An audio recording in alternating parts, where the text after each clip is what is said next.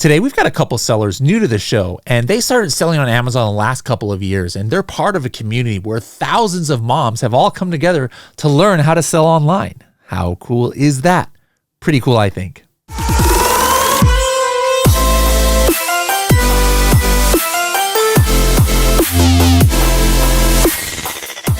Hello, everybody, and welcome to another episode of the Serious Sellers Podcast by Helium 10. I'm your host, Bradley Sutton, and this is the show that's a completely BS-free, unscripted and unrehearsed, organic conversation about serious strategies for serious sellers of any level in the e-commerce world.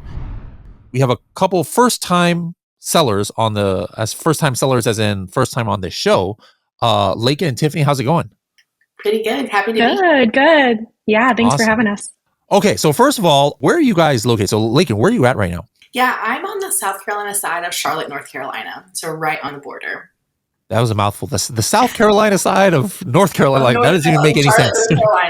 Okay. Yeah, well, we have Chevalier on my team is actually from North Carolina as well, so maybe not too far. Tiffany, where are you located? I'm in Northeast Ohio, so Akron. If any LeBron fans, I was about to say that. That's what we think of when I hear Akron. I'm minutes away from where he grew up, or for people who don't know Akron, Cleveland is maybe 45 minutes away. Okay. Now, who have I met in person? Like, I know I've met you guys virtually before, but have I met you in person, Tiffany? No, I don't think so. We have gone to a couple different conferences, and I think I just keep missing you, unfortunately. And Laken? Yeah, neither? I've met other Helium 10 staff, but not. Okay. All right. Well, maybe Prosper Show this year or Amazon Accelerate or something. We'll have to meet up. Now, that South Carolina area, is that where you were born and raised, or did you migrate there from somewhere else? Yeah, the Southeast. Yeah. And did you go to college? Yeah, University of South Carolina. Gamecocks? Yep, the Gamecocks. Oh, I got it right. Okay, excellent. They've had decent basketball and football teams in the past. Women's basketball was on fire last year. So. Yeah. Okay. And what was your major over there? I was an art major. Aha. Yes. You're one of those, huh? Okay. Yes. What did you envision graphic yourself design. doing with that? Oh, yeah, mainly graphic design. Okay. And then motherhood. See that now? That's a good art major. Like, the people are like, hey, I want to paint and stuff like that. Like, it's kind of hard to find a job, but graphic design, you were on the decent track there. What about you, Tiffany? Where you're Ohio? Is that where you were born and raised? Yes. Yep. Born and raised here. I went to Kent State University. Hold on. Oh, I know that one. That's a good basketball team there. It's like I want to say something like to do with airplanes or something, but I have no idea. What is the Kent State mascot? We're the Golden Flashes. Golden Flashes. Okay, I don't know why I was thinking airplanes or something, but it's a lightning bolt. Yeah. Yes. So. Maybe that was it. Okay, Golden Flashes. All right. And what was your major?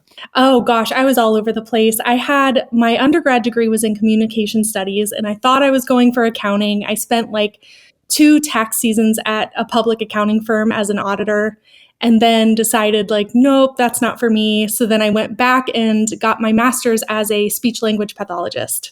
Good grief. I do currently work as a speech therapist in the hospitals, aside from also the Rainmaker family and selling my products on Amazon. Yeah. Now, how did you go from that? I assume the first things came first, upon graduation. But then how did you get introduced to e-commerce? It's kind of, I don't know, a blur a little bit looking back now. But to be honest, I've always had this mentality of wanting to have my own brand. And I'm one of those people that in conversations, people will be talking about something and I'm like, oh, but what if we invented something like this? Or what if we did this differently? I just have always been really idea focused. So I had this random idea. I thought that I was gonna create this product. And then I started looking into how do you sell products once you do come up with an idea. And that's where I came across Amazon as the main source of traffic, right? People, you get the best traffic with Amazon.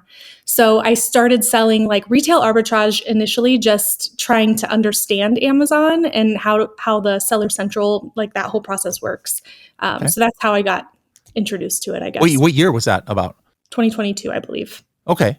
And then, so your goal was, more a passion kind of thing. And then it wasn't oh, I need to replace my 9 to 5. You're working in your field that you had studied for, and you're just looking for a little side hustle, I guess, and being able to create something.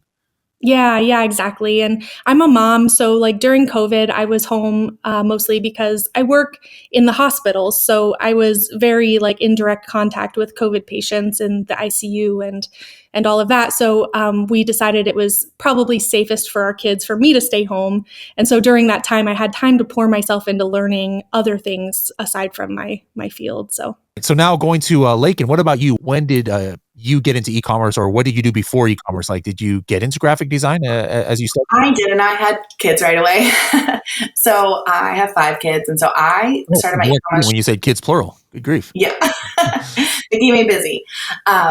So when I started my e-commerce journey, it was I think around 2018, and I just wanted kind of like a side hustle. My husband traveled a lot for his corporate job, and I was home with the kids, homeschooling. So I just wanted something that was like more my own.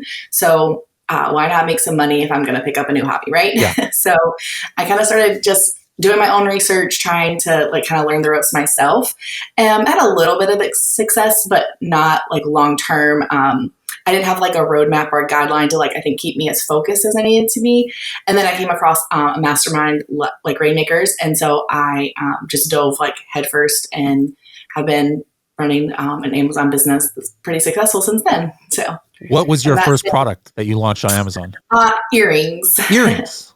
Interesting. Yeah. How did you find that? Like, was it something that you were passionate about, or you found it in Helium 10? Or yeah, it seemed to be like trending. Yeah, I had found some ways to like look up what was trending, and it was like druzy earrings. They were trending, and I found a good wholesale on them. I didn't even know like how to find sourcing and manufacturing and all of that. So I was just like threw it up there, tried to find it, and I did. I actually sold out of those, but it was hard to like maintain not knowing a roadmap of really, and I wasn't on like Amazon or anything like that. So. And did you keep selling it, or that was just like a one-time thing that you did? Yeah, once I sold out, and like because it's kind of trickled off, I kind of didn't resell it, and then had another kiddo in between then, so that kind of took the back burner. But then when I came across like a mastermind where I really could dive into like a full path of like step-by-step guide, really got my attention for that. What was your first like private label product then, like your own kind of thing? So I actually bought an existing Amazon brand. Oh, wow. So they already have I'm going straight to the top. I'm going to skip the whole line here. I'm going to become an aggregator. Wow, look at that. Okay. Yep. So we had 4 products when we started. A glass spray bottle. Oh, hold on. What was it? Like somebody who was like didn't like Amazon, or they were struggling with it, or they just wanted to get out, or how did you find something like that?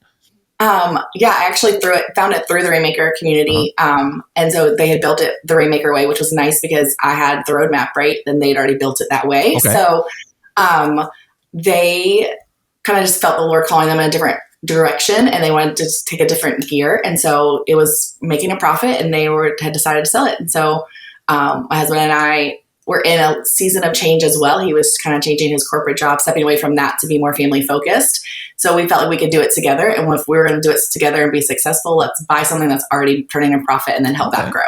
Was this in like 2019, 2020? When are we talking about? It was 2022, I believe. Okay, 2022. And then how did you do in sales that first year of having that brand? Yeah, so we surpassed the sales that they had the year prior. I think we're talking numbers or generalizations. Sorry, I don't need exact, Yeah, and 33 cents. And, Yeah, we were hitting 6-figure marks that were above what they were doing the year before. And then same thing for last year. So we're growing. And so still selling that same brand to this day? Yeah, we're selling 3 of the 4 products that they initially had on Amazon. We're still selling that 4th product. It just wasn't doing very well on the Amazon platform. So we just pivoted a little bit with that. And then we added a sourdough product. A sourdough product? Yes.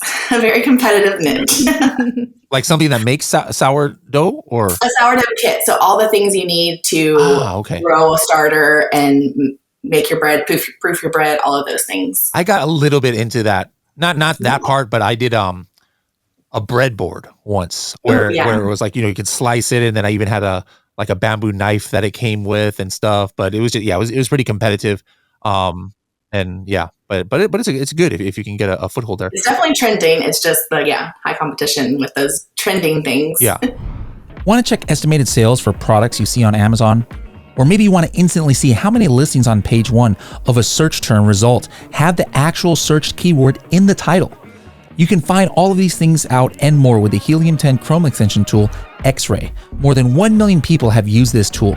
Find out what it can do for you by downloading it for free at h10.me/X-ray.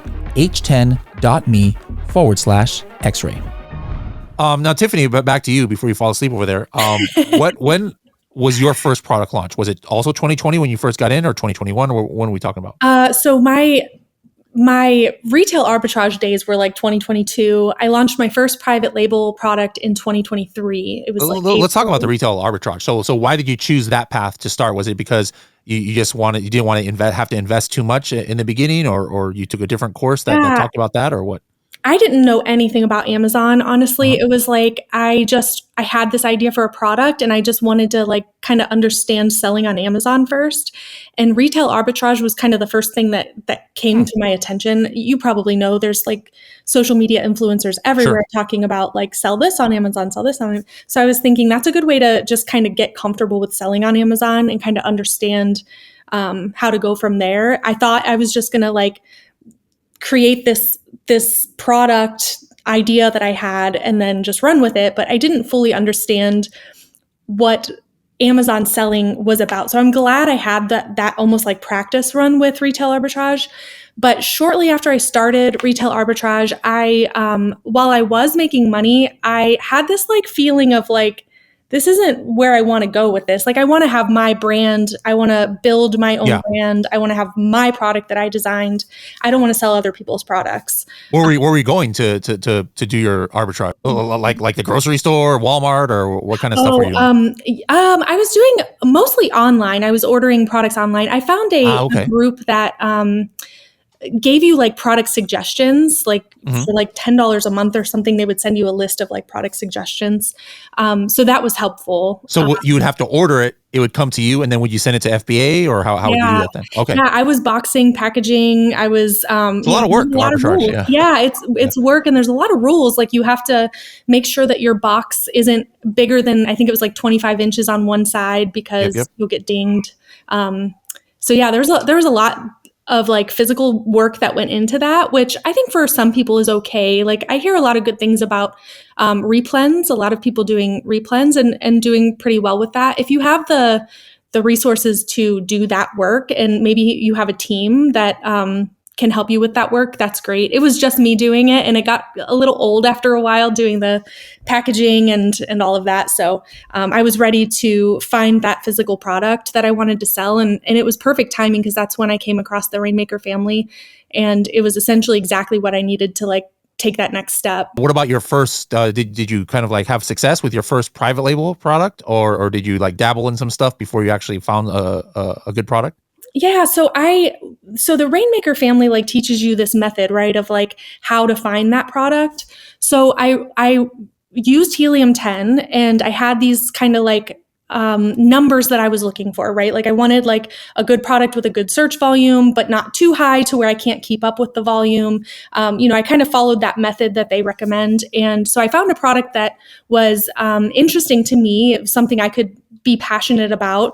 And it was something that I was excited to design. So the first product, it's funny you say that, because no, it actually wasn't very successful. And I'll tell you why, because it ended up being the dimensions put it into the oversized category. And so I underestimated how those fees would really add up. So I innovated that product in a way that I was able to fold it down even more. And that's the product I sell today. So it just required a little bit of pivoting and thinking outside the box, but it did ultimately work eventually. How many products or SKUs you selling? So I have 5 total SKUs. I'm selling 4 of them right now. The one was the one that had the oversized. And now are you in a good place with kind of like you're better with inventory management, and you probably won't run out, or you're able to forecast a little bit more, and you're in a good groove? Yeah, I think so. I think part of this business is like you learn so much, right? Like through this process of learning how to sell, and you learn about a lot of different resources too. And that is one like great thing about a mastermind, is like the things that other sellers know that you don't know. Mm-hmm. So I definitely have a really good system now. I have a 3PL, like a third party warehouse in China that saves me significant amount of money. And yeah, I think that's going to be a game changer. So you kind of like drip your inventory to Amazon from there as opposed to shipping it all to storage here. Okay. Makes sense. And I feel like it's kind of a barrier too, right? Like I don't know if everybody feels this way, but I feel like I don't necessarily want Amazon knowing who my my manufacturer is. So it's kind of like a middleman sort of, which gives me some confidence there too. Are some strategies you've used to like more specific things you can say about how you found your products, how you're maintaining it, something about keyword research, like things that, because not everybody can have success on 3-4 products or be able to compete. Some people might think, oh, wow, man, 2025 is hard to launch a product or to maintain competition, but you're doing that. So what are some of the ways in which you found those products, or that you're you built the listings that you think helped you have success? Yeah, I think one thing is to always keep in mind that you are building a brand. So a lot of sellers are coming on and just trying to sell something, right? So they're just trying to make a quick buck and then move on from that product. My approach, and I think a lot of people in the Rainmaker community, their approach is, building a brand. So you're building a following of customers, whether that's through Amazon or off Amazon. I'm putting a lot of time into building a social media following as well. So I think that really helps because, things are always changing. So you always have to be prepared to pivot. And it's not just like I've seen other sellers come into the space with the same product as me that have been there for a little while and fell off. And I think there's something positive about like having that brand recognition. And Amazon's giving us so many cool tools lately too, with brand analytics and search query performance, all of that makes it a little bit easier to understand, and to understand like the mind of your customer too, like how they're searching for you, how they're finding you, where your sales are coming from, first-time buyers, things like that. So yeah, I don't know if that directly answered your question, but those are my thoughts. Now, Laken, how did you find that other product that you now added to that brand you had bought? What was your process to find that? Yeah, for sure. Using tools like Helium 10, like knowing what, I had already existing brand with a niche, right? Mm-hmm. And so trying to figure out what would fit in there. So I definitely used, X-Ray and Cerebro and all of those to find that. When we decided to go the sourdough route, it was not competitive and it quickly changed. Yeah. But, so what's nice is, even though it changed and we did hit some bumps in the road with the competition changing, I was thankful to have tools like Cerebro that I could go and find opportunity keywords that I didn't need when I first launched. Mm-hmm. And that I think definitely helped us kind of overcome some obstacles when the competition changed quickly and greatly increased. Yep. After that increase happened, are you like still one of the top now, or did you fall off a little bit, but you're still able to? We definitely fell off. One thing with this specific product, because it's a kit and it comes with a lot of different pieces, every kit is different. Every kit has slightly different pieces. So it's hard on the top, probably big keywords, the most relevant keywords, I think, for anyone to stay at the top. Sure. Unless it's like a giant brand, because there's lots of people looking and clicking to view what's actually in the kit. So once we kind of realized that, we kind of took our focus on trying to stay at the top and how can we be on a lot of keywords as like low hanging fruit, and that's where we've really seen kind of gaining more momentum back on that product. Okay, all right, cool. Now, you guys, talk to a lot of people in the community of the Rainmakers community and things, and so is one of the things that you see some people, trying to get money in to start private label, Tiffany talked about arbitrage starting, but do you see more doing like the influencer thing, like doing videos and things like that?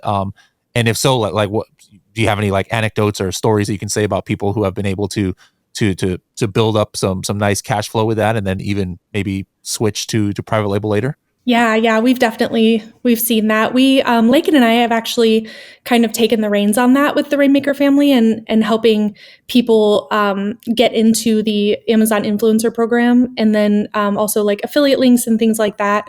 So yeah, we've definitely seen students do that prior to selling their first product.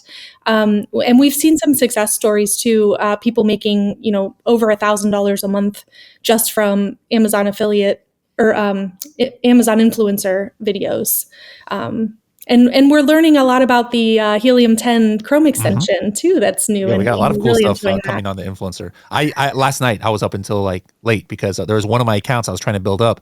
And you have to have like 3 videos to get approved as an Amazon influencer. So I literally just from sitting right here in this chair that I'm at, just looked around and did what I did was I did my Rodecaster, like my podcast, like little like stream deck here. I have a secondary monitor I bought that was like a touchscreen. I did that, and then I did these 3 games, Pac-Man, NBA Jam, and NFL Blitz, which those would be good.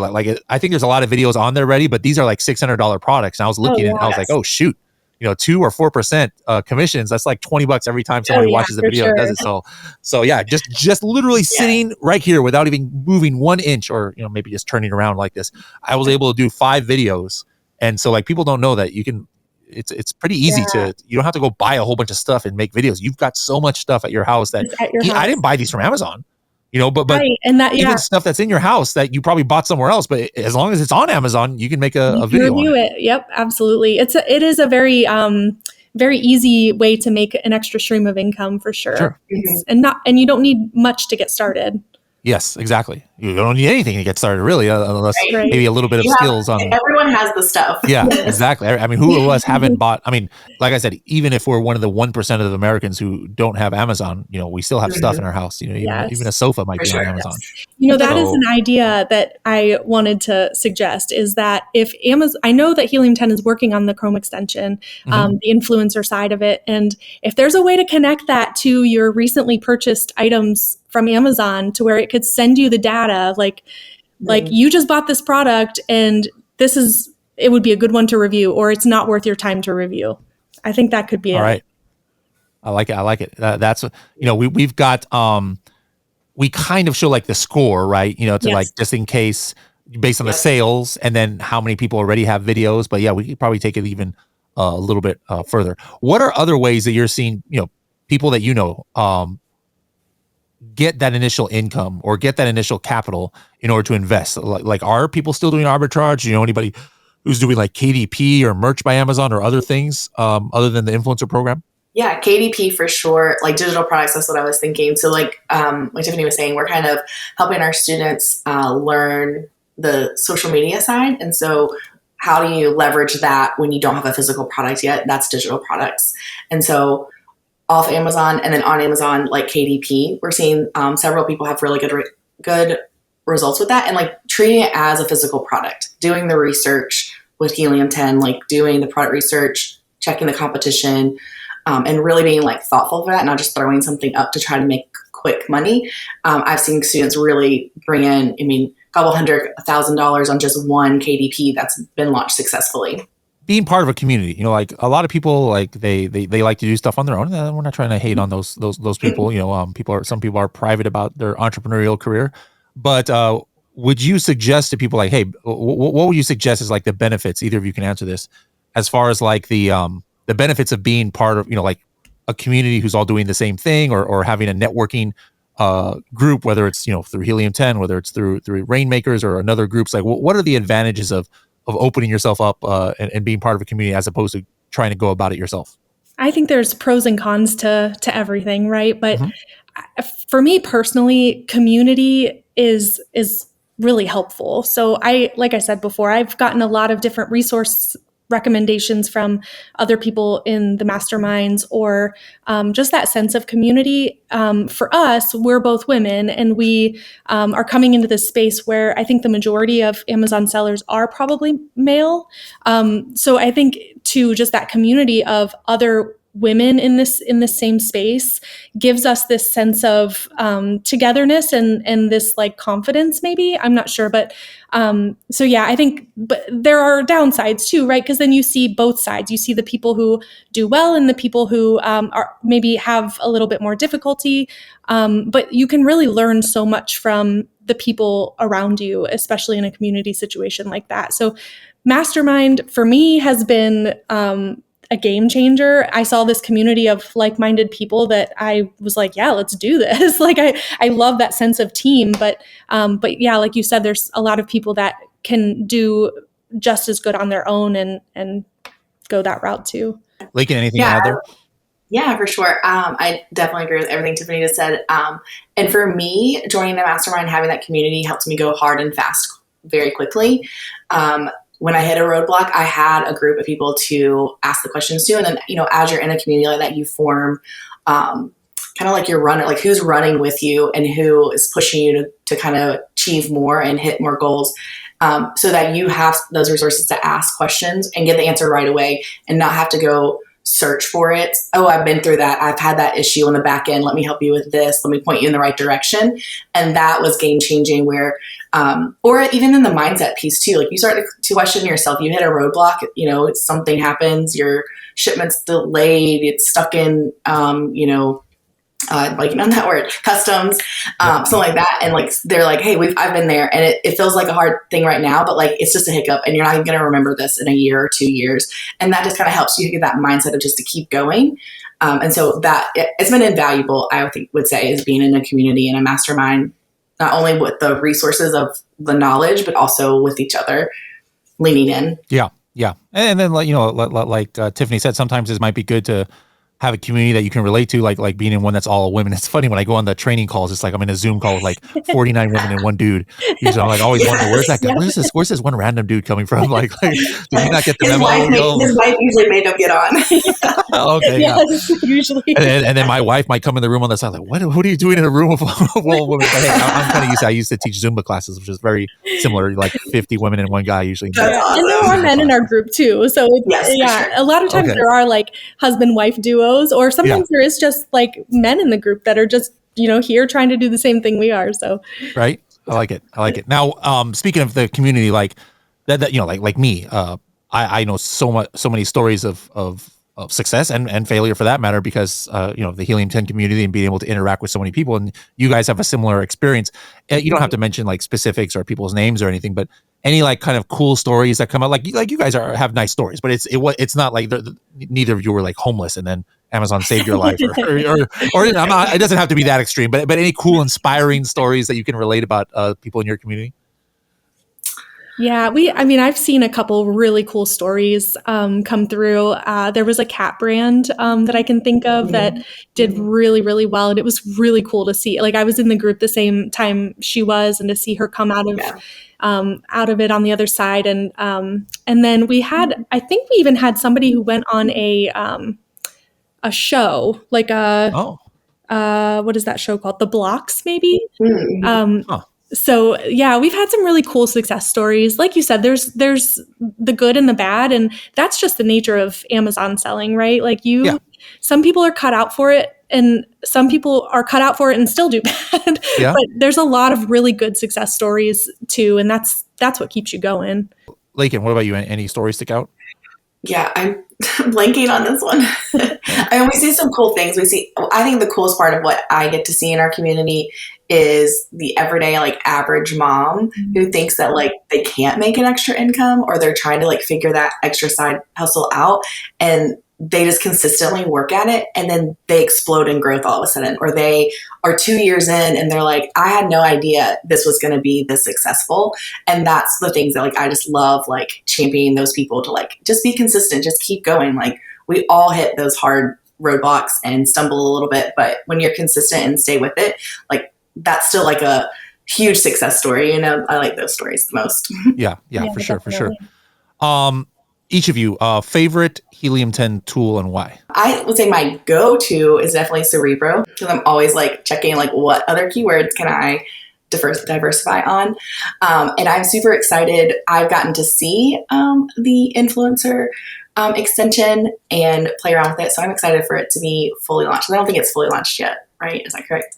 So that's going to be awesome. I think that's going to be a huge tool, added benefit. Like I love that it's like coming along with what Helium 10 already offers. I have been recently diving into Atomic and really understanding the benefit of that tool. What were you doing before for your PPC? Yeah, just yourself? Well, yes, and I've also worked with a couple PPC agencies. Okay. Which the first one, I was a little bit struggling with, and then and I should say I started out trying to do it on my own, and that was early days when I was still very much learning PPC and how complicated it can be.